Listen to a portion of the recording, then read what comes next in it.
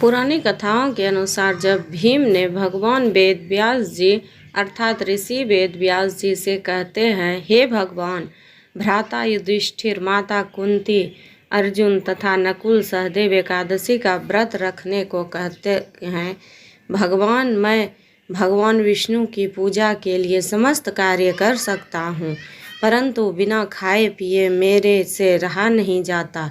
भीम की बात को सुनकर वेद व्यास जी कहने लगे कि हे भीम, अगर तुम स्वर्ग को अच्छा और नर्क को बुरा समझते हो तो तुम्हें वर्ष में 2 एकादशी और अन्न ग्रहण नहीं करना।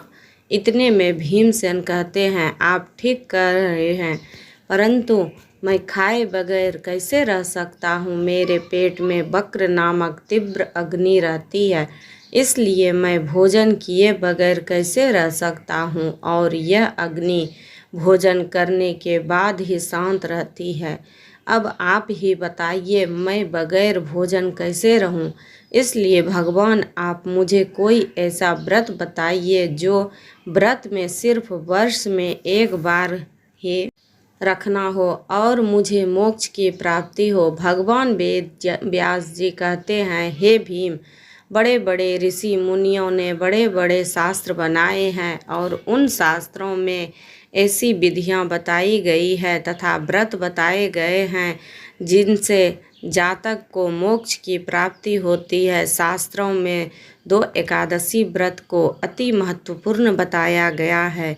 भीम ने तुरंत कहा कि हे भगवान, मुझे इस व्रत को विशेषता तथा विधि बताइए ताकि मैं इस व्रत को रख सकूं। तब भगवान वेद व्यास जी कहते हैं, मिथुन तथा वृषभ संक्रांति के बीच ज्येष्ठ मास के शुक्ल पक्ष की जो एकादशी आती है उसका नाम निर्जला है। भीम, तुम उस एकादशी का व्रत करो।